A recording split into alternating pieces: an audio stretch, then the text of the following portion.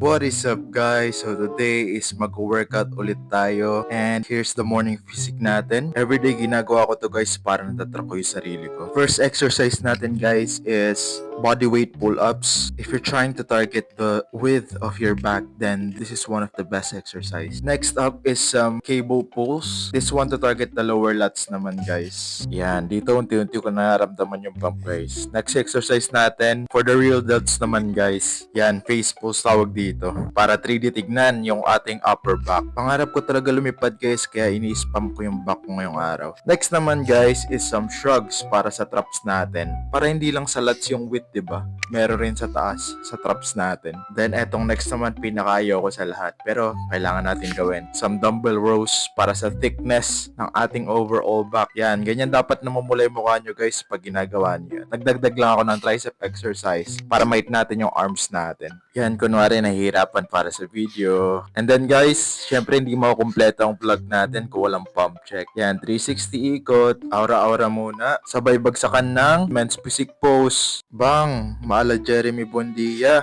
Ito naman guys, Ryan Terry. Yan. Let's go. Then from the back. Yan. Lat spread.